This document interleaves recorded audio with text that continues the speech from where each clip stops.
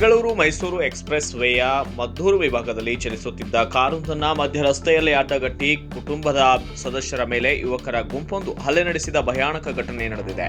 ಘಟನೆಯ 52 ಸೆಕೆಂಡುಗಳ video dash ಕ್ಯಾಮ್ನಲ್ಲಿ ಸೆರೆಯಾಗಿದ್ದು social ಮೀಡಿಯಾದಲ್ಲಿ ವ್ಯಾಪಕವಾಗಿ ವೈರಲ್ ಆಗಿದೆ. ಮಾಹಿತಿಯ ಪ್ರಕಾರ ಪುರುಷ, ಅವರ ಪತ್ನಿ, ಮಕ್ಕಳು ಹಾಗೂ ವೃದ್ಧ ಮಹಿಳೆ ಸೇರಿದಂತೆ ಕುಟುಂಬದ ಸದಸ್ಯರು ಮಾರುತಿ ಸುಜುಕಿ ಆಲ್ಟೋ ಕಾರಿನಲ್ಲಿ ಪ್ರಯಾಣಿಸುತ್ತಿದ್ದಾರಂತೆ. ಈ ವೇಳೆ ಕೆಲ ಯುವಕರು ಕಾರನ್ನು ತಡೆದು ಬಲವಂತವಾಗಿ ಬಾಗಿಲು ತೆರೆದು ಚಾಲಕನ ಮೇಲೆ ಲೋಹದ ವಸ್ತುವಿನಿಂದ ಹಲ್ಲೆ ನಡೆಸಿದ್ದಾರೆ.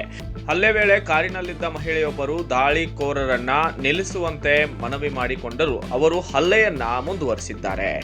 ಇನ್ನು ಬಳಿಕ ಸ್ಥಳದಲ್ಲಿದ್ದ ಕೆಲ ದಾರಿಹೋಕರು ಮಧ್ಯ ಪ್ರವೇಶಿಸಲು ಯತ್ನಿಸಿದ ಹಿನ್ನೆಲೆಯಲ್ಲಿ ಪರಿಸ್ಥಿತಿ ನಿಯಂತ್ರಣಕ್ಕೆ ಬಂದಿದ್ದು, ಘಟನೆಯ ಸಂಪೂರ್ಣ ದೃಶ್ಯ ಹಿಂದಿನಿಂದ ಬರುತ್ತಿದ್ದ ಮತ್ತೊಂದು ವಾಹನದ ಡ್ಯಾಶ್ ಕ್ಯಾಮ್ನಲ್ಲಿ ಸೆರೆಯಾಗಿದ್ದು, ವಿಡಿಯೋ ವೈರಲ್ ಆದ ನಂತರ ಸಾರ್ವಜನಿಕರು ಆರೋಪಿಗಳ ವಿರುದ್ಧ ಕಠಿಣ ಕ್ರಮ ಕೈಗೊಳ್ಳುವಂತೆ ಆಗ್ರಹಿಸಿದ್ದಾರೆ. ಪ್ರಕರಣದ ಕುರಿತು ಪೊಲೀಸರು ಎನ್ಕ್ವೈರಿಯನ್ನ ಕೈಗೊಂಡಿದ್ದಾರೆ.